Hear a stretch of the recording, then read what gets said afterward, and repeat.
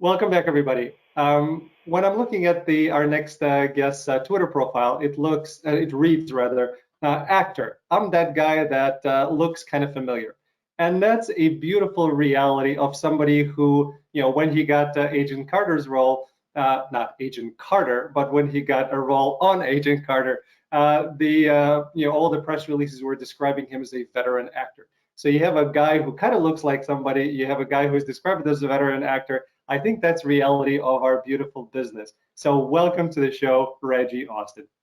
Thank you so much for having me on. Appreciate it. It's certainly my pleasure. And to put another point to it is when you were doing one of the interviews and promoting the season 2 of Agent Carter, and those interviews are on YouTube, and one of the comments is like, "Oh yeah, that's my boy Monty from On My Block."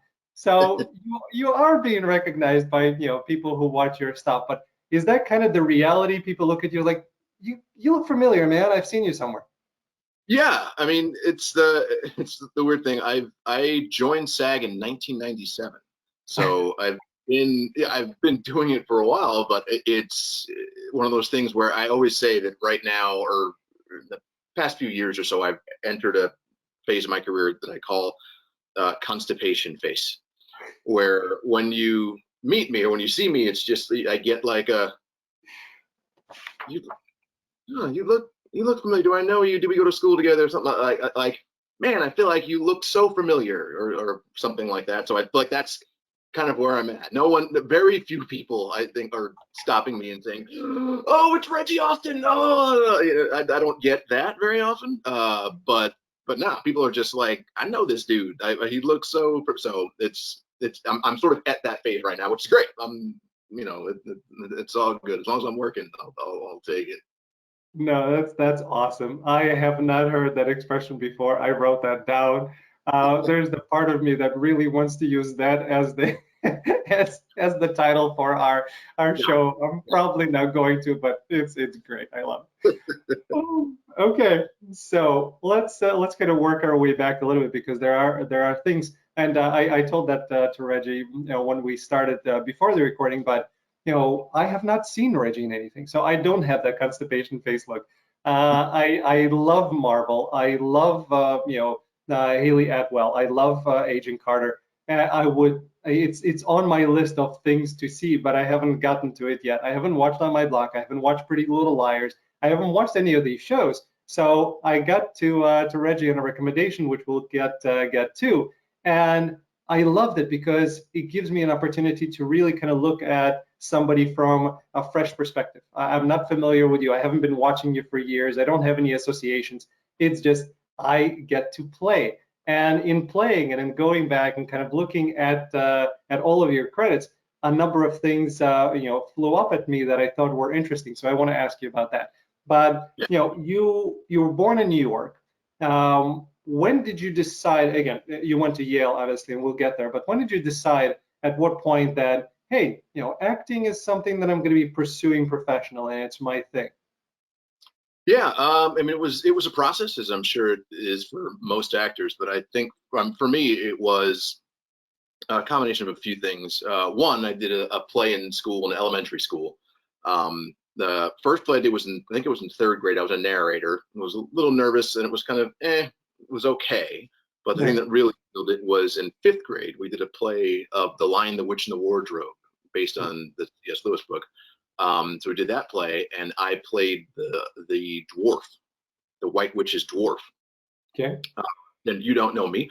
I am 6 feet 3 inches tall. Yeah, Uh, I know I that have part. always been a pretty tall guy. Uh, School picture, I'm always in the back row. I don't get to hold the sign in the front and be like, I'm always in the back row. And every school picture, it was classmate, classmate, me, classmate, classmate. That's sort of how it was. So the same thing was true in fifth grade. Like playing the White Witch's dwarf in order to do the character and not be taller than everyone else playing a dwarf. I got some knee pads and I crawled around on my knees, wore a jingle bells around my neck, and talked in this high pitched voice that was very much inspired by Steve Urkel from Family Matters. Totally ripped that from him, and it was I had fun with it, and and people laughed, and think I have like seared into my memory being off stage in the wings about to come on for a scene, and hearing the bells jingle, like the bells were jingling as I was moving, Yeah. and I could hear the audience laughing already before I even got on the stage, and it was just like, oh boy, that did it. That was really what I think locked in, of just like, oh man, like I really like this. And then that just grew over time over the course of the few years. So I pretty much knew I wanted to be an actor by the time I mean, that started it, but I think by the time I was 14, 15, something like that, I was just like, okay, like that's where I'm going to go. Yeah. That's great. Yeah, and all of that, physical comedy led to Othello and other things that you've been playing, right? Yeah. Yeah, No, it's yeah, I mean, it was a process. It's funny. The other contributing factor, like, yeah. has sort of a sad bent to it, in that the Cosby Show was a huge influence for me. Yeah. Um, just seeing this a stand-up comedian who, when I was a kid, I just thought was a doctor. I just assumed, when you're a kid, you don't know, and you watch TV, and you would just assume that I'm watching a documentary, or this must be real. And the idea of this being a stand-up comic who's pretending to be, and just, hey, that was the life I thought that I wanted. Mhm. There's this successful black man married to a beautiful black woman, having a family, affluent, like, just everything about it was like, oh my gosh, it's amazing. Plus, I always liked, love babies. I like kids and dealing with kids, and seeing how, you know, uh, the Cosby Show just dealt with kids and everything. I was just like, oh my gosh, this is it. This is what I want to do. And then I realized that he's not a doctor; he was playing one. So I initially wanted to be a doctor. I thought I wanted to be a doctor for my life, and then it was just like, oh no. And then that that eventually completely tipped, and then doctor was gone, much to my mother's chagrin. But yeah. Interesting. Yeah. So yeah, I can imagine from the parents' perspective, because my first role was as a doctor, and my parents always wanted me to be a doctor. So they're still crying looking at that photo of me as a doctor, saying you should have been doing this, man. Yep. So yeah, okay. So Yale came, and you did a bunch of stuff on stage. We've mentioned Othello. And then you had, I think, your first on screen that I saw in terms of IMDb, your first on screen was in Beautiful Mind, which I did see. So I stand corrected. I did see you. I know it's uncredited, but I did see you in that picture. How did that come about? Was it just, hey, kind of, I'm in New York, I'm going to see what I'm going to do? Yeah, so it basically came about because basically, if you go watch that movie, I was an extra in it, and normally you don't watch extras in movies, but the way it worked out is that I was situated right behind Russell Crowe in a scene with Austin Pendleton, where he get the pen ceremony towards the end of the movie before he wins the Nobel Prize. Like, they give him pens just like he saw years ago, and it's a whole big thing. And I was seated right behind him. Like, it's just this scene with the single of Russ and the single of Austin, and the scene back and forth, and I am right behind him, Mhm. doing my best extra acting silently, just pristine, really marvelous. It's why the movie won an Oscar. I'm just I think so. Absolutely. pretty sure. But no, I mean, that really just came about because, like you said, I went to Yale undergrad, and the Austin Pendleton also went to Yale, and the movie shot at Princeton. Actually, is where we actually shot at Princeton. It took place there as well.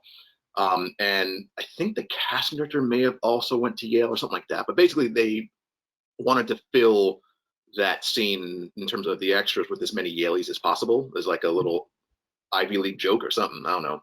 Well, But that's sort of kind of how it came about. And then as they were placing extras, like, the scene is full of plenty of extras, but I just got placed like right there. And that was probably one of the first, that's the first movie uh, I was in that I got to, like, see myself on screen. The first really big job I got to see myself on screen. And that was pretty huge.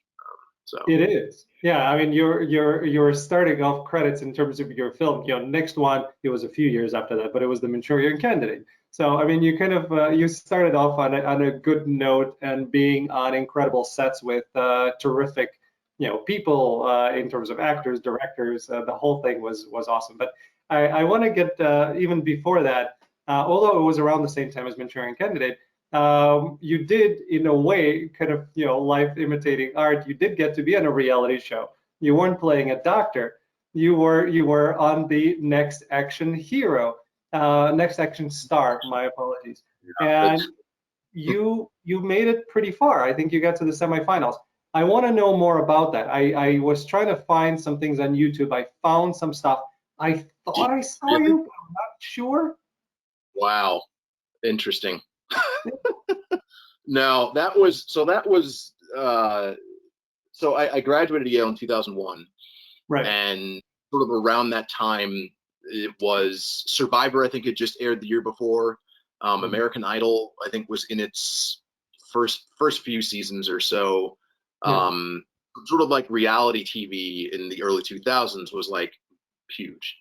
Yeah. And I remember at that time, just after having recently graduated and just trying to get my career going, um, and probably also because I was a little bit lazy, but I felt like I was just like, what can I do? How can I like get things moving? And like really part of like the hustle of being an actor, how can I use this like craze or whatever Mhm. to, really launch my career?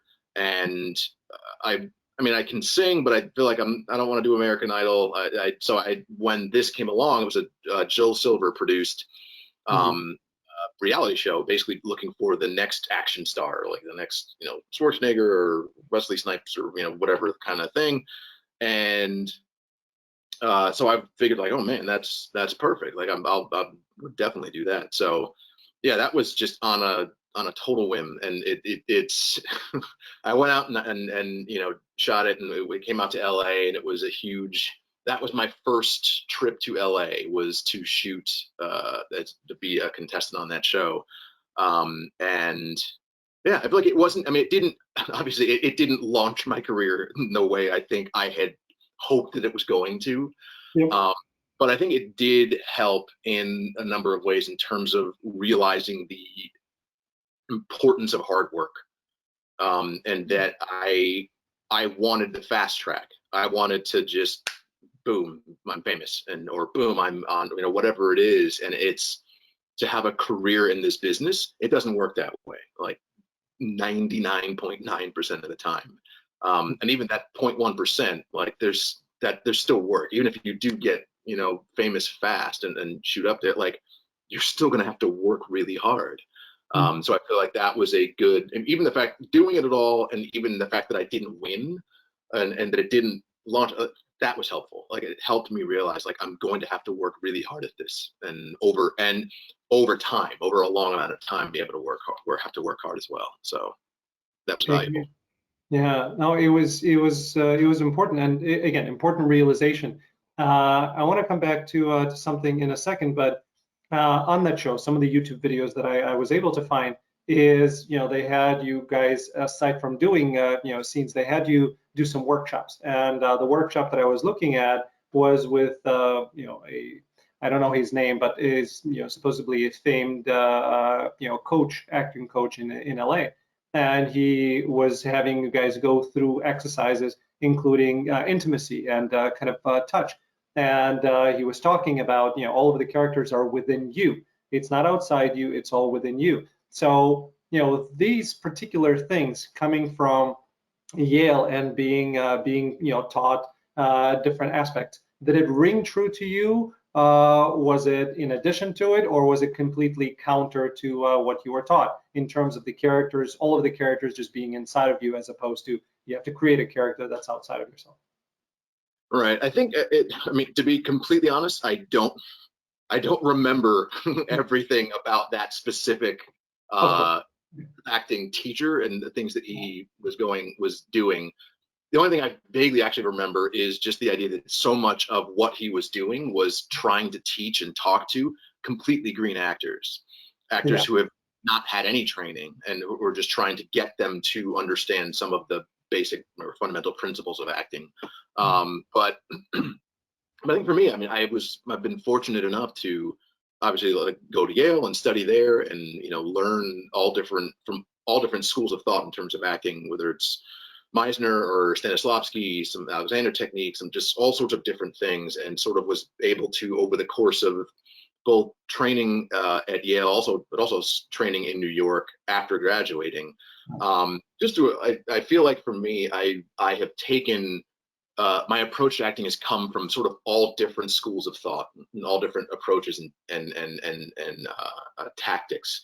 So I feel like I'm very much a technician when I work, I think, and I'm just trying to get at the character in any way that I can, so that sometimes it's going to come from something within me, most of the time, but other times, sometimes I'll need to do like the magic as if, and create from the outside in instead of inside out, and that's a viable technique as well. So it's whatever means I can use to get into the character and understand how I can bring this character to life. I never want to wall myself off from any way of exploring or character exploring something but that's not my method, or but that's not the way I want to make sure I'm open and receiving from receiving and giving in every way possible. One time years ago, I went to like a seminar or something that Meryl Streep gave, and this just soon after college, and she was giving this talk. I don't even remember how I was able to get invited to this thing, but sat there, and the moderator was interviewing her and asking her all these sorts of things, and they started taking questions from the audience. And I remember a bunch of, really, to be honest, asinine questions of just like, what's your favorite role, and blah blah blah blah. And I was just like, oh my gosh, this is like the greatest actress of our generation. Like, where's the good stuff? Where are the good questions? And then at some point, someone asked, what is your process? Like, you are obviously such a talented actress. What's your process to like bring all these characters to life? I was just like, oh, here we go. Like, let me get my pen and paper. That's what we used to use back in the day, before electronics. I'm ready to write. I'm ready to tear through this. And what she said blew me away. Greatest actress of her time. When she asked, what's your process? She said, I don't know. It depends. On this role, it's the script, and the script alone just like gave me so much. For this role, it was once I put on the wardrobe for that part, and then it told me everything I needed for, and it's just like, and it I don't know how this might sound ridiculous, but like, it's like, I get that. Like, I feel like that's my understanding as well. It's just like different characters. It's going to be different things. It's just going to be like how they walk. They walk in a certain way. It's going to be where they're it sits vocally. It's going to be the emotional life drives it. It's going to be the just the words themselves. There's all sorts of ways, all sorts of things that can feed into how you bring a character to life. So it was beyond encouraging for me to hear that. But yeah, I feel like I'm very much a student. I feel like as an actor, I'm not the greatest actor in the world, but I will say, but I want to be. But I feel like I also want to get rid of the idea of comparing. I don't want to. It's God made us all different. We're all reflect all sorts of different beauty. So it's not a matter of being the best or the greatest at something. But one thing I can say for sure is I want to be a better actor, and I feel like mercifully, I think I am, little by little, job by job, hopefully just getting better and better. And I think that's the goal. It is. And again, not that my opinion matters in this particular case, but watching some of your work during my research, you're really, really good. So and the fact that you've been working since 1997, I think has something to say about that as well. Yeah. No, it does, and I'm fortunate in that. I mean, I say I joined SAG in 1997, and I did because of a couple of commercials that I had shot that year. But I've not been a working actor since 1997. Like that came much later. That came after a lot of grinding and a lot of work. But yeah, which is what I wanted to ask you of. I knew that you graduated in 2001, but you mentioned that you joined SAG in 97. Like, wait a second, I don't see any credits until 2001, 2004, and really started to pick up. What am I missing there? So it was commercial. Yeah, it was, and so during college, I did a few commercials here and there, so just nothing significant. And then once I graduated, it, I mean, what once I graduated, unfortunately, because I wanted to just happen, it took a while for me to realize, like, nah, I gotta really work at this. I've got to pound the pavement. So it took a few years of just, I graduated from Yale with a degree in theater studies with an acting concentration. I'm an actor. Yeah. Yep. Mm-hmm. Anyone? No. And I just like, no, that's not how it works. Like, no one's gonna walk by you and being like, I'm gonna make you a star. And there's very much a real way. I thought that for far too long, and my wife is very patient with me through those years. But no, it took a while, and that's why you see, joined in 1997, but like that one credit, in 2001, 2004, and then it picked up as I worked at it. So yeah. No, and that's such an important lesson for everybody to hear. And I hope people are hearing this and understanding it, that all these overnight success stories, 99.9% of them are not. And that's not how life works. Mm-hmm. Yeah. With the show, when I started the show, I started May 20th, and I thought, okay, listen, all of the actors are sitting at home, nobody's working. I can get to talk to a lot of people. I can learn. I can get information out. But if I can get somebody on who has a lot of followers, they're going to share it. This thing is going to be huge. It'll blow up. I'm going to have thousands of subscribers, in a few months. And oh my God, I just interviewed somebody with 3.6 million followers. Dude, I'm in. Okay, this is going to be monetized. I'm going to be banking. Not that I was doing it for that, but maybe it's going to, fast track something. Well, guess what? When I spoke to that person who's 3.6 million followers, I do not want to ask that person to share it, because I don't want him to think that that's the reason why I interviewed him. Sure. I enjoyed it so much, and it was so precious to me, that whole experience. I did not even bring it up, and I'm not going to. So like 3 months, I'm at 710. God bless. But all of this takes time. There are no shortcuts. It doesn't work this way. Just do what you love, continue getting better at it, and at some point things will open up. And I think that's the thing, is that as you move along in your career, whatever it is, as an actor, writer, director, host, whatever it is you're doing within the entertainment industry, people ask me, they're just like, it's like, I want to be an actor, what should I do? Or like, what advice would you give for early actor starting out? I say the same thing every time. I say, do you have anything else you enjoy doing? Mm-hmm. Go do that. Yep. Don't do this, like, not for money, not to like pay rent and eat. Don't do this. Like, I see it all the time, because this industry is ridiculous, and it's really hard. It takes such hard work, such that the second thing that I tell them, that if there's nothing else you'd rather do than this, then you need to make sure that you love it more than anything else, and then do the work, which usually involves make sure you get that training. So if they're young actors, if they're even not even haven't gone to college yet, go to college.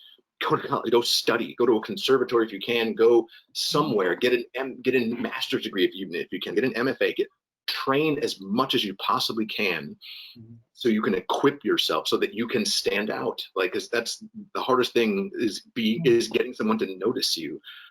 Any star that hits some big whatever has been at it for forever. Like, they're like, Sterling K. Brown is another guy that comes to mind. Yeah. Like, that brother's been working for forever, and it's just like, people having them, oh, this is us. It's like, it just hits like, no. Like, that guy has been around for forever. So it's getting into that mindset of, I need to love this. I need to be prepared for rejection. I need to work hard and do all of these things. But like, it's got to be the love that keeps you in it. And I feel like that's something that is very easy to forget, especially when you move from, this is an art form that I love being creative and expressing myself, all of that, and moving that towards making money at it. I feel like a lot of the time the things feel mutually exclusive, or it's just like, well, I can't love it. I can't be creative and express myself and make money. I guess I just got to make money. And then you start losing the love for it, and then it's difficult. Like balancing out art and commerce, I think, is something that is a real struggle. It's something I still battle even today. It's my life's, I think, if I have anything in terms of this particular life, all of my pursuits for the last 45 years and things that I've continued to learn and struggle with is the fact that all of the things that I love, that I'm really good at, nobody wants to pay for. And it's how do I continue doing them, and how do I monetize something in order to continue doing that full time as opposed to part time. That I still have not figured out. And I completely understand it. And you get to a point like you're so creative and you love it and you're in this for the right reasons. Then you get to a point where you have to pay rent, and everybody around you says, dude, I'm sorry for saying, you're fucking up your life. You're fucking up your relationships. You're fucking up, the future of your children because you're pursuing this dream. At what point are you going to wake up? At what point are you going to realize that you're an adult and you have responsibilities? Like all of that pressure gets on you, and then all of that just weighs the hell down. So it's just tough, regardless of what it is that you're doing, whether you're a writer, actor, anything in the entertainment industry. A life coach, right? Another thing that I've tried. Unless Oprah says, hey, people, buy your book, nobody cares unless you work at it for years and years and years, and then something happens eventually. Mm-hmm. And that's life. Like it's, and part of pursuing art, I think, as well, is being aware that it's going to look different for different people. Mm-hmm. And if you get locked in on it has to look like this, there's a really good chance you're just going to be perpetually frustrated. Mm-hmm. And instead of, because for one person, it is A-list movie star, actor, whatever. For another person, it's like C-list or something, and even maybe not even that much. For another person is you're not doing it for money.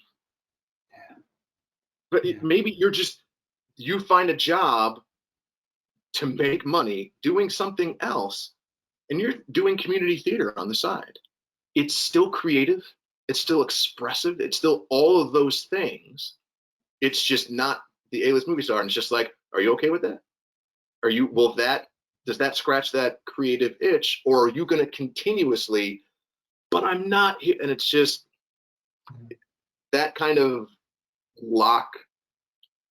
lockstep, myopic, blind vision on something it'll wreck you. Like it'll wreck you all along the way. Like there's times where it's just like you got to work a regular people job. You got a 9 to 5 it. Maybe you got a 9 to 5 it for a minute. Like it's just like, oh, I hate my day job. But maybe your path, the path that you're on, means that you've got to work that. Maybe you've had a taste of being series regular on a show. You're doing all sorts of stuff, and then you hit a patch, and then you've got to go back to working something else again for the sake. Is that okay? Or are you so locked in on the way it's supposed to look? Yeah. And I said to somebody, I need that to hear that myself a lot of the time. So yeah, all of us do, and that's where I've been. I got to a point where my wife said, dude, if we're going to go through another cycle like this, I'm going to divorce you. And I've been married for 20 years, and I don't want to get divorced. I love my wife, I love my family. So you have to make choices. And my answer, by the way, to this, if anybody's listening and you're trying to figure out what you should do, is be okay with a day job.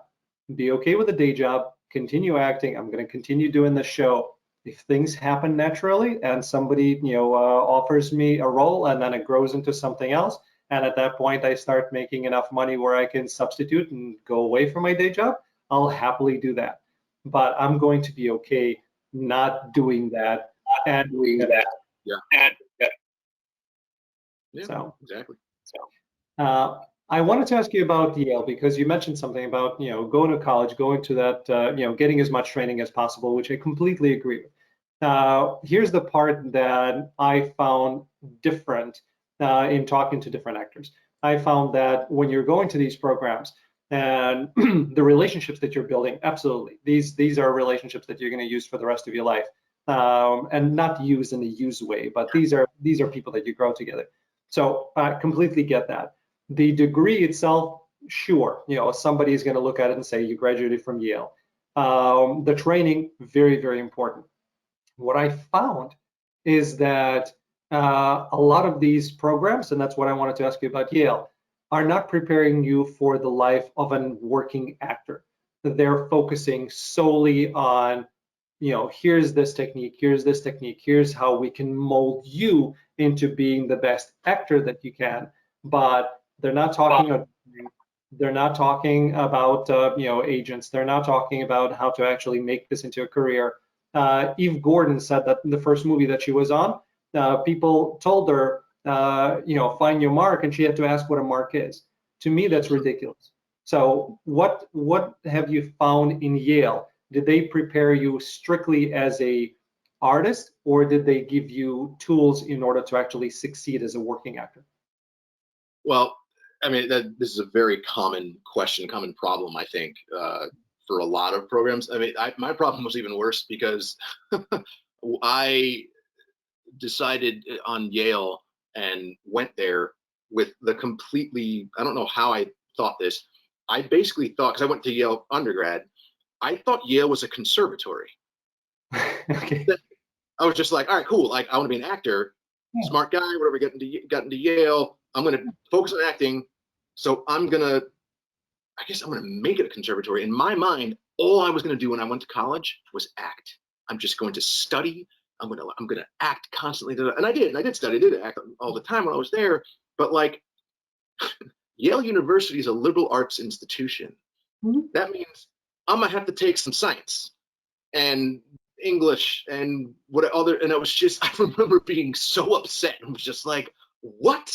Why do I have to waste my time? I know what I want to do, and because like I was that dude. I didn't have the college experience of just like I'm gonna try this. I'm gonna change my major. I'm gonna. It's just like nope.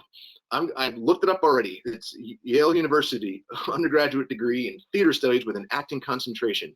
I knew that before I got there, and that's exactly what I graduated with. So it's that weird kind of thing. So I went in already from the jump with the wrong like view of college in general. Yeah. But with Yale, and especially with the undergrad program, even with that major, there wasn't an emphasis on practical application in terms of career, in terms of actually making a career out of it, and what that looks like.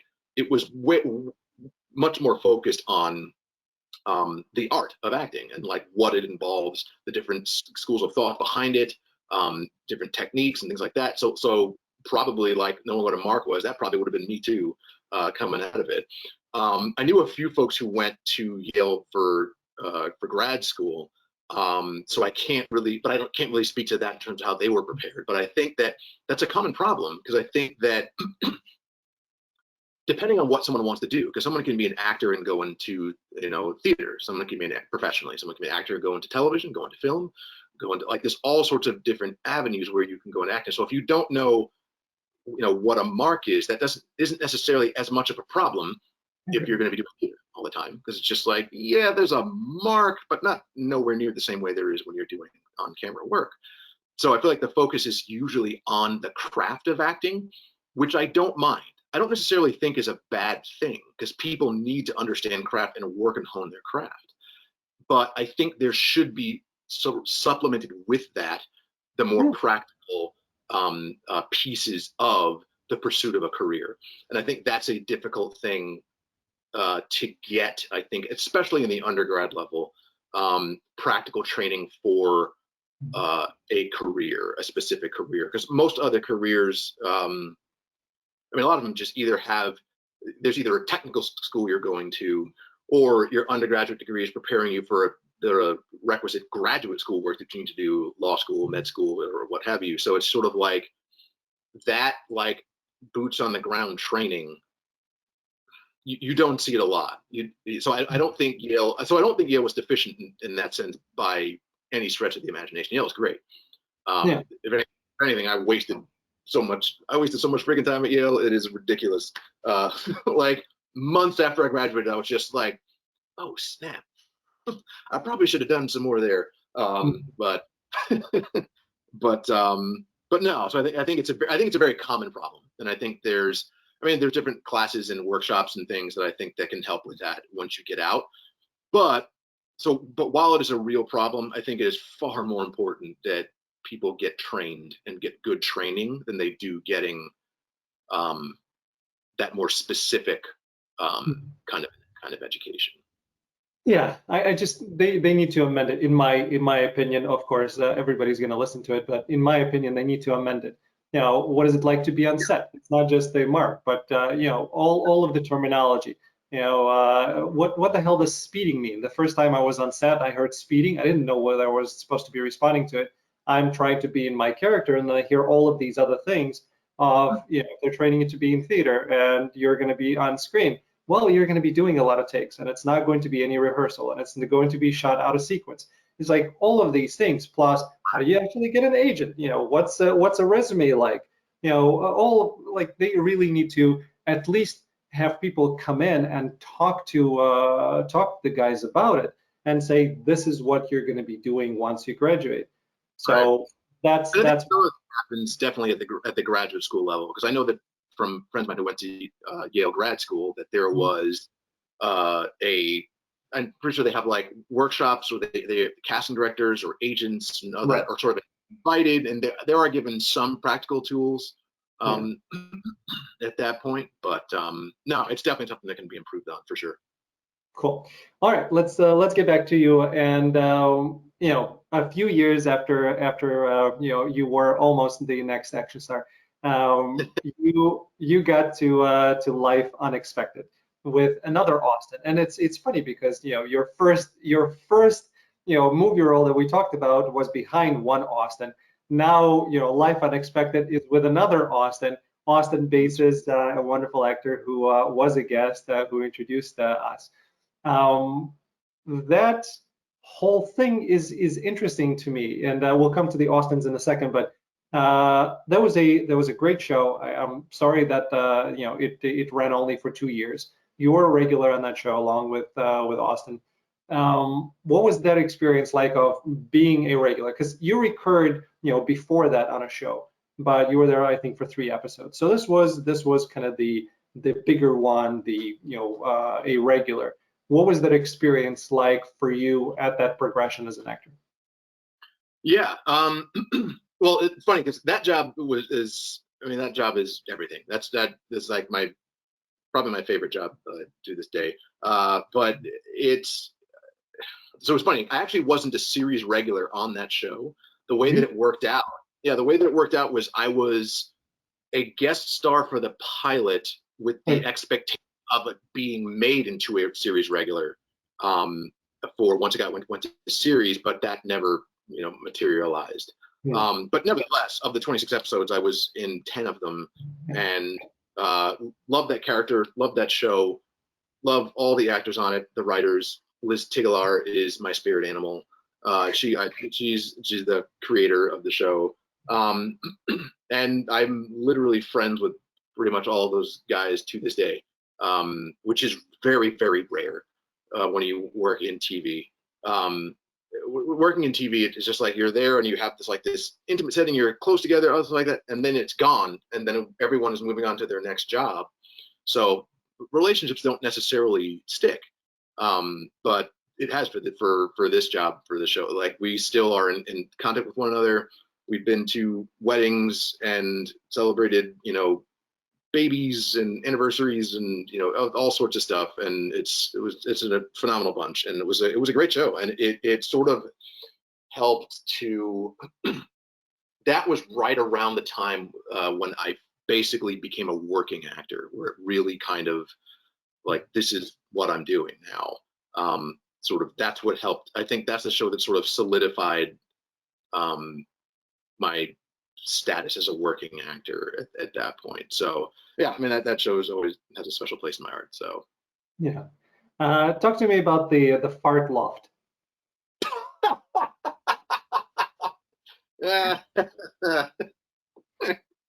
Oh boy. Yeah. Oh my gosh. Oh boy. So yeah. So on the show, for those who have watched it, my character's name was Jamie.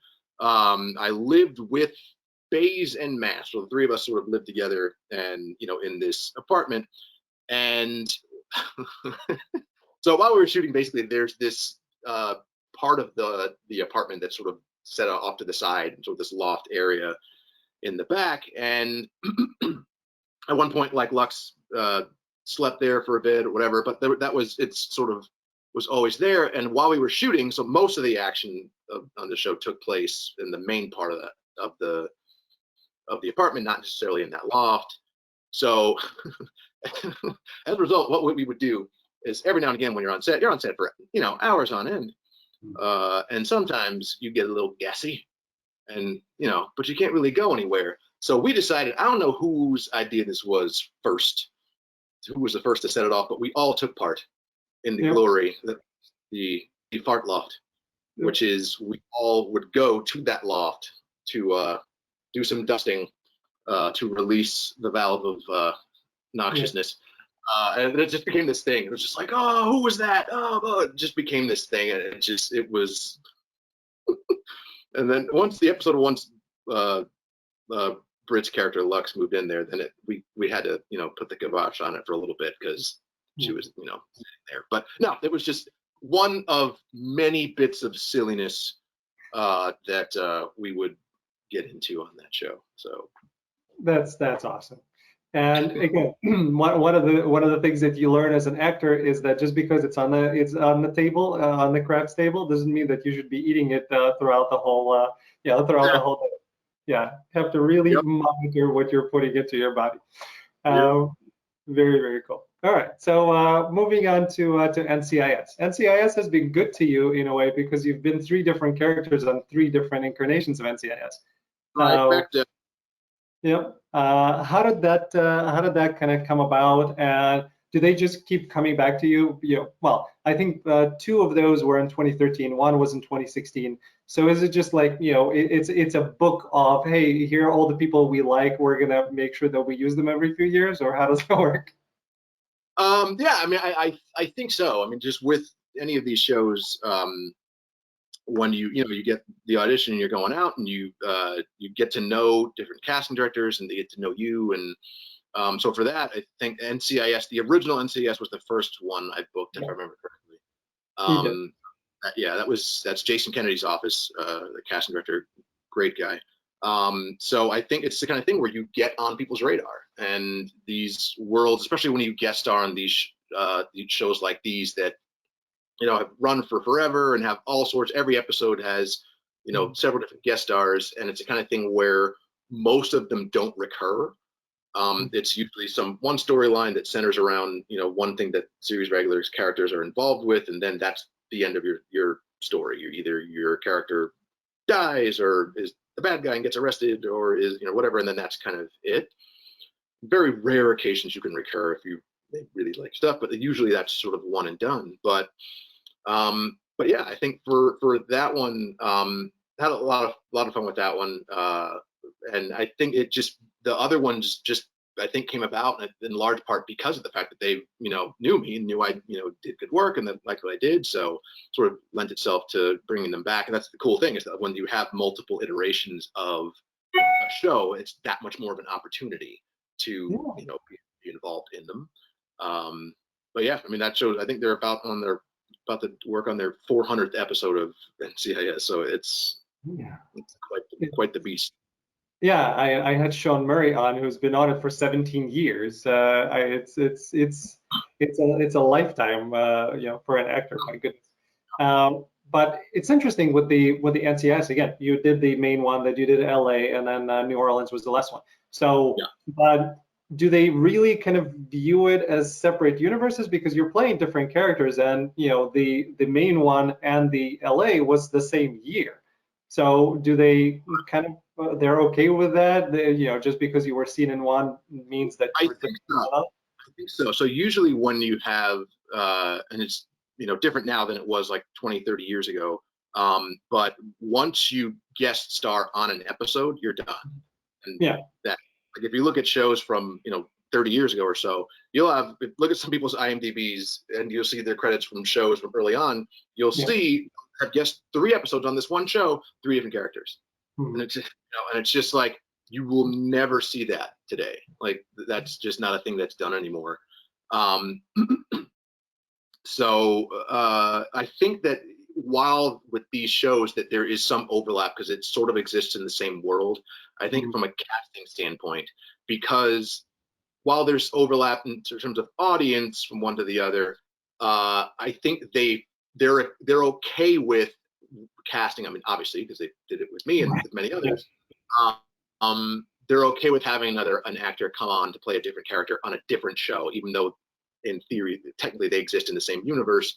There's crossover is okay, whereas being a guest star again on the same show doesn't happen. So yeah. It's cool. I love that. That's enough from the acting perspective. That's even better for the NCIS because in Chicago, I'm in Chicago. We have Chicago Fire, Chicago Med, Chicago PD. You're on one, you're probably not getting on the other because you're already in that universe, and it's hard unless some time has passed before you get on. And that's the other thing too. I think that's what helps. And I think, but it's interesting. I feel like those Chicago shows, there's way more bleed, I feel like, than there is with the NCIS, for example. But yeah, I think you're right. Like if a few years go by and it's just like, oh, I already did Chicago Med, can I do Chicago Fire? And it's just like, that was 3 years ago, so okay. I feel like that is more likely to happen. Yeah, very cool. All right, I want to get to Agent Counterpart. I want to give some at least a shout out to Devious Maids and Pretty Little Liars. And before you were playing, my goodness, I kind of lost it. The Starter's Wife. That was kind of your first one. I'll like to come back to that one for a second because you're a New York kid who moved to LA for work. You are playing a all-star relief pitcher who is traded from New York to LA.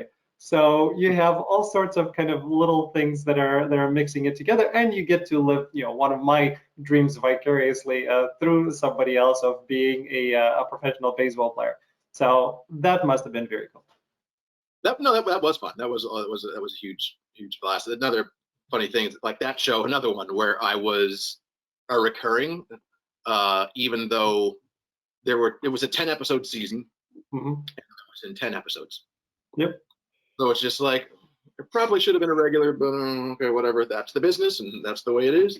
But no, that show was great, and working with all those folks, Deborah Messing is a delight, and just everyone else on that cast and crew was really great. And I've never wanted to be a professional baseball player, but I like sports and watch them and all that. So playing a pitcher was fun. And there's this one scene in I remember in particular where we were actually at a baseball field, and they had like actual sort of not professional umpires, but semi-professional umpires there. And I remember one take at one point between takes, I was just like, I asked the umpire, I was like, so can you tell like roughly like how fast I'm pitch is being thrown? And he was like, yeah, like pretty good. I was just like, okay, cool. Can you tell me how fast I'm going to throw? So like, I know, like I'm not, so I'm not that dude who's just like, oh, like I'm going to throw this like 90 miles an hour. It's like, no, like there are professionals, some hit 100 and hit 90. It's like, I'm not going to hit 90. I'm not stupid. Not even 80. I was like, but I feel like 60. I feel like I could probably hit like 60, 65 if I give it I would really get after it. And like, all right, here we go. So I like gave it my all, like wound up and just like threw it as hard as I could. And this ump goes like 40, 45. It's like, but I really tried. Well, it was a little deflating and gave me a great deal more appreciation for professional pitchers. Because, and I totally understand you because I'm a tennis player and I'm used to serving. And my kind of claim to fame is when I was playing tennis really, really well when I was growing up, I was serving up to 120 miles an hour. And this is with older rackets at a time when, 5, 6 top professionals like Sampras and the guys were serving 120 miles an hour. At that point, I thought I was going to be a professional tennis player. I was not. But I'm used to I'm used to the motion. I'm used to speed. And then my friend and I decided to go and throw a baseball because we love baseball, and we went to one of the parks, and we went and tried to throw because they have whatever thing with a speed gun. And we're like, okay, we don't want to blow anything out because we don't know the technique properly, but let's kind of warm up and let's try to toss it. And then eventually you start going hard. I think I hit 58, Yeah. I think, and it pissed me off. But I think, and the reason why, and I think if you and I kind of actually work with a pitching coach, Yeah. then because it's all about technique, it's the stride, it's the elbow, it's the release, it's all the things that you have the frame and you have the ability to throw much better. But unless you know how to throw properly, you're not doing it. Mm-hmm. So I totally understand that. It's great. Okay, let's get to Agent Carter. Um, I know you're a Marvel fan and you grew up as a Marvel fan. Same thing with me. So when you found out that, hey, I'm going to be Peggy's love interest, I know you talked about this before of like, well, I don't think I'm the father. I don't think I'm the husband because because the kids look a little different. But did that thing, whole parallel universe occur to you when you started playing it? And then I want to come back to it in a minute. Right. No, I mean, so I'm obviously a big Marvel fan. I collected the comics once when I was a kid. And then all the MCU movies are just like a nerd's dream come true. Yeah. I loved them all. And so just the idea, I remember when I first got the audition, it was just like, oh my gosh, this would be amazing. So then after I booked it, it was completely surreal. The idea that I was now part of the MCU. Like I mean, it's still weird to this day to think that like I'm part of this huge thing. I mean, obviously a way super small part of it, one season on a show, but it was tremendous. Like, I mean, so much so that like, I mean, I'm sure everyone watching this has seen at least one Marvel movie. Yep. Even with like when Endgame happened and just like sort of closing of that big, 20 something movie chapter of the MCU was just, and seeing, Haley, in it, and seeing James Darcy, who played Uh, Jarvis, yes, Jarvis. and just being like, those are, hey, like, oh man, and even this last season on Agents of Shield, which I watched too, like seeing Enver, come on that as Sousa, and just like, these are my castmates. These are people that I worked with on the show that is part of all of this, and it's completely surreal, and let alone just a dream come true. Is this nerdy black kid from New York just reading some comics, and then all of a sudden being like, oh, like I get to be part of it. And that's the thing too. I didn't know the extent of what it was going to be. Like, it's like, am I going to be a superhero or a supervillain? Am I going to have powers? Am I going to like it was all this. And then again, and it didn't even matter. Who cares? I'm still a part of it. It's amazing. But then I got to do all sorts of fun, amazing stuff on that show, which was an absolute treat. One of my favorite jobs.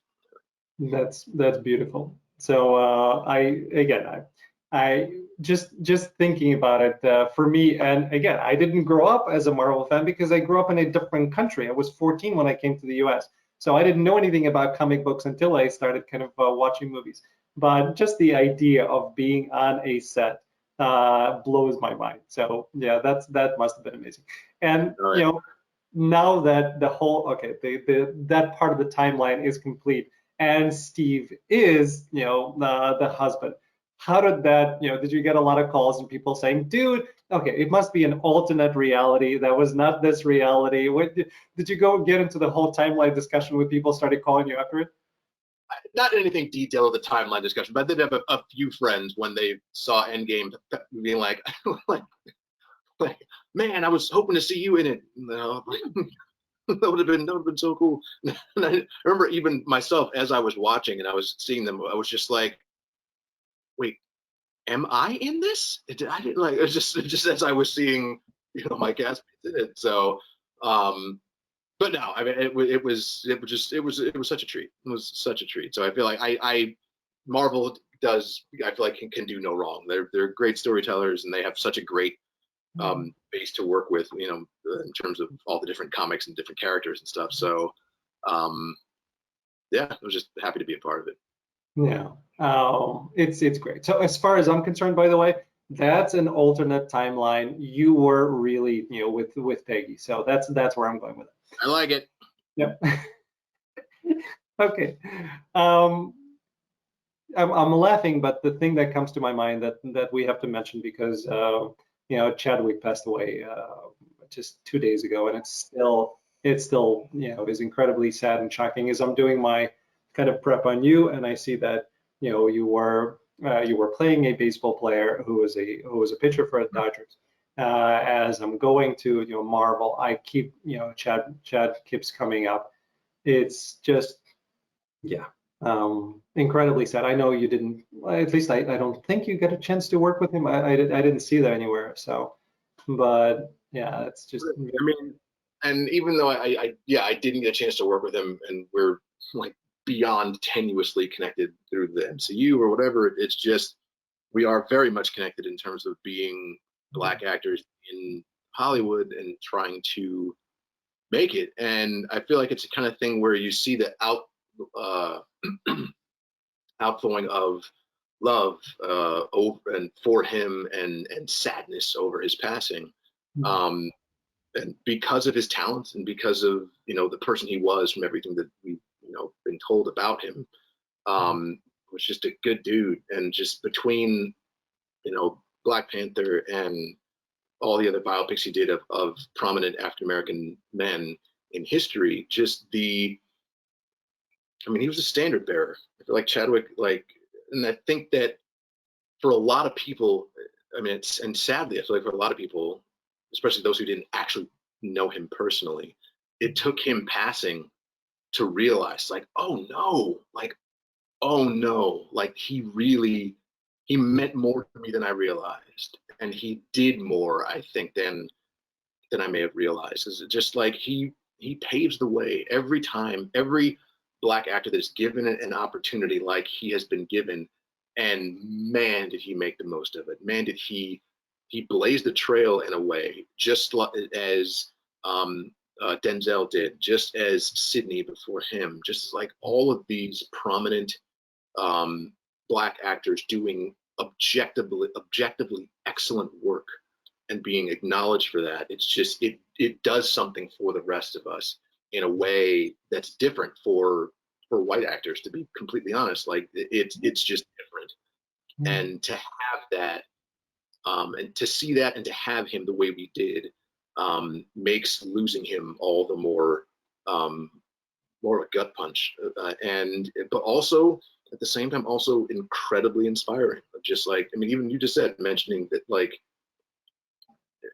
and again, not in anywhere near the same degree of significance or even quality, but him playing Jackie Robinson and me playing a baseball player, and him being part of the MCU and me being part of the MCU, and like seeing this crossover and seeing how hard he worked, especially like 4 years cancer and still battling and still giving us the great art that he gave us, is just like, oh, I got to step my game up. I gotta work harder, because that's what's possible, and that's the kind of it's the kind of person I want to be.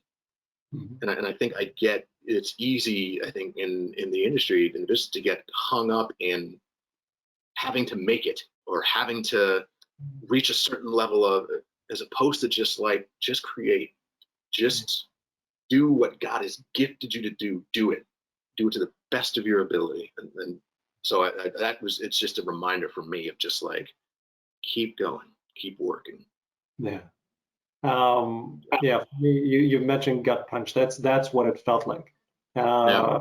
As soon as I read it, it was, at night I was on my computer working, and then I saw that come across on my, on my phone, right? So you have these alerts, and I get this. I'm like, oh my God, I can just, it was devastating. And then finding out why, and what really, really kind of killed me on this is the fact that when he played, Black Panther, and he had to die on screen. When he played some other characters, he had to die on screen. So as an actor, you have to get into the Right. emotion of dying on screen, whereas as a person, he was already Person. 3 or stage 4, and just how to do that as a person, as an actor, knowing that you may be dying at any point, that kind of really, really, really devastated me. So yeah, he will be missed for all reasons to all people, and I certainly have that for him as well. So Yeah. Okay, let's wrap things up with a few things. Okay. We talked about the kind of the reality of the acting life, and you're coming back to your praise. You're at the constipated, face a part of your acting. Yep. How do you feel now? Do you feel like you're at a point where you don't have to do anything else and acting is it? You feel, I don't know if we ever feel comfortable at all, but do you feel some level of comfort right now at this point in your career? No. Yeah. I guess to put it simply, I think that's almost, it's an impossible thing to feel, because, and I think maybe in some measure I probably shouldn't ever feel it, because I think there's this sense of, to be an actor, to be a professional actor, there's a degree in which you are constantly striving. Mhm. Um, like there are, I mean, don't get me wrong, there are plenty of actors for whom they just sit back and like they, Denzel Washington is not, where am I going to get my next paycheck, or how am I going to, like, that's not a realistic, problem for him. Yeah. Um, I think every actor in some measure is always striving, is always looking to what's the next thing. And because most actors are basically independent contractors, like they're jumping from job to job to job, that Mhm. means there's a very real way in which I don't know when the next job's coming, because I don't. The next job might not come, because it might not. And like these are very real fears. You're always, Mhm. as a result, having to hustle, having to strive, having to make sure that you are giving it your all, because you never know. It might go away. It might dry up. It might, all these things. So the idea of sitting back and being comfortable, like, I don't know what that is. Maybe one day the good Lord gives me that and I'll be super grateful, but it's not a, and I guess if I'm being completely honest, I kind of feel like I don't want to get there, Yeah. because then I'm gonna sit back and coast, and then I'll stop. Like the Mhm. this right here, this move is like the creative juices. Is like the feeling you get when you're playing a character and you're when they're about to say rolling, or when the stage, the house lights go down and you're about to walk on stage, like that feeling. I even get that feeling watching good art. Like I love that feeling. Like God made me someone who has that and feels that, and I feel like I don't want to lose that. I feel like that's part of who I am, and I think that I wonder if I got comfortable in a sense with my career, that I would lose um, that Maybe. juice. Maybe. I don't know. It's an interesting. Maybe it's kind of. I guess it's really a kind of a thought experiment. But I don't know. I never want to get there. Now, don't get me wrong. I want to not have to be like, oh, how am I gonna pay my mortgage, and or my kids gonna eat and blood with all the regular people stuff. Like I would love to not have to sweat that. Like that's real. Um, but past that, I don't want to. I don't want to get lazy about it. I want to make sure I'm doing still chasing the good high or whatever.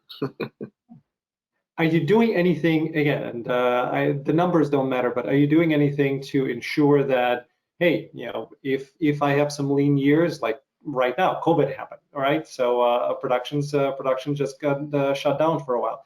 So are you doing anything to diversify, to kind of put money aside, to do something else, so if lean times come, you're okay?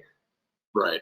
Yeah. I mean, there's various things that artists do to do that, and that happens all the time. And I feel like throughout my career, there's been multiple points where it's just like, oh no, like, or that some worry-inducing something will happen where it's just like, oh man. So it's when I first got married, it was just like, oh, like, all right, I really got to make sure I'm. So it's when I got married, when I had my first kid, Yep. uh, the pressure there, bought a house, and it was just like I need to make sure that we had a second kid, we had a third kid, like all of these like life moments keep happening. It's just like, but I need to like my career. What do I? All of that anxiety, like all that ramps up. And the same thing happened with Corona, where it's just like, we're not having this interview in person because we can't, because and like everything is crazy, right? But it's just, and so as a result, the same degree of anxiety will crop up where it's just like, well, then will I ever work again? Or maybe this is the end, and blah, blah, all this stuff like that. And maybe it is. I hope not, but maybe it is. But it's again, it's that constant pursuit, it's that constant striving, and I don't think it is. I mean, we'll see. But yeah, I keep at it, and I find all sorts of different ways to keep the creative juices flowing, but also to pursue other, revenue streams, whatever. Voiceover has never been a huge part of my career, but in these times, that has become a thing where it's just like I need to be pursuing that more. So there's a little studio that I set up in my house in my son's closet to do voiceover auditions and hopefully one day gigs to do. I had the opportunity to work on to direct for the first time. I did a friend of mine in response to George Floyd wrote a poem about it, and we basically just put that sort of spoken word esque type thing where I said I'd love to film this, so I got together, socially distanced film shoot, and got to act in it as well and direct it, and that it's up on YouTube. Go check it out. It's called Grace Poem. Grace? Yeah, Grace. I'm gonna look that up. Thank you. I think it's linked to my Instagram. I think it's in my bio, whatever. But yeah, so I've always wanted to make sure I'm finding some sort of creative outlet.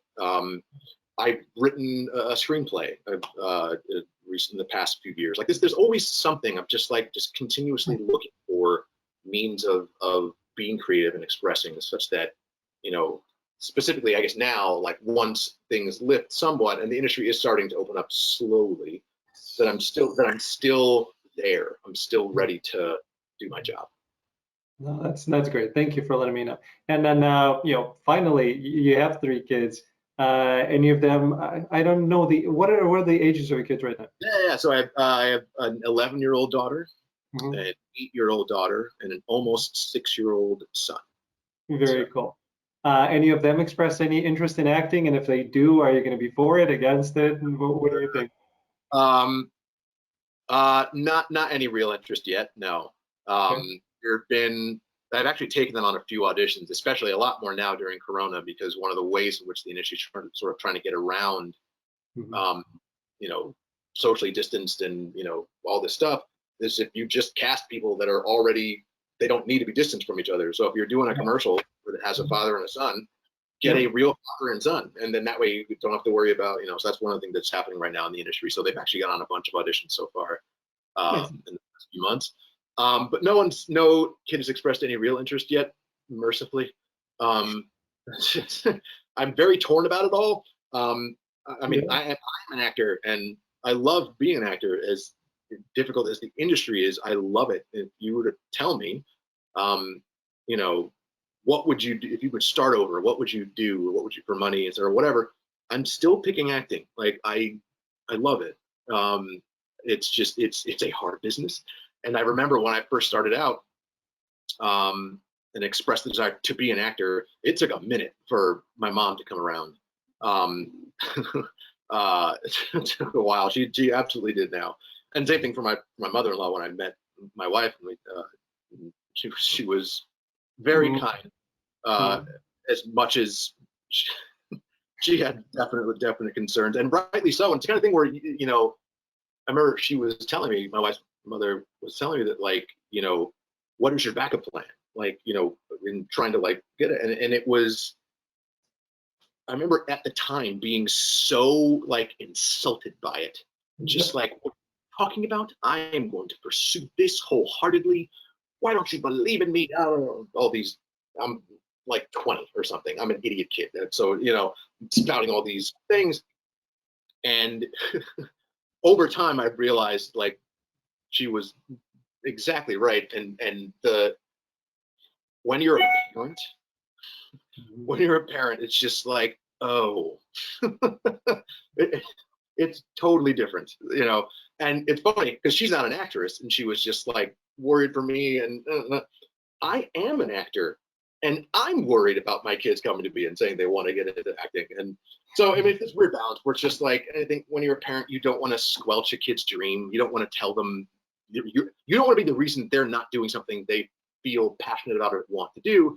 But at the same time, you have this very real concerns and the very real adult eyes looking at the world of just like, yo, this is hard. Like this, and as your parent, I don't want you to suffer. I don't want you to have, you know, so I feel like balancing those things out. If one of my kids ever actually does express any real concern, any real desire to get into the arts, it'll be a balance.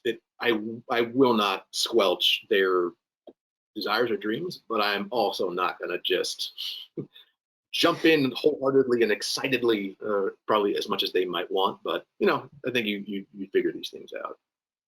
Yeah, a couple of the actors that I talked to, they or their kids, what they basically said is, hey, you can pursue it, you can do acting, you can do other things, you cannot do it professionally until you're an adult. So oh yeah, 100%. Yeah.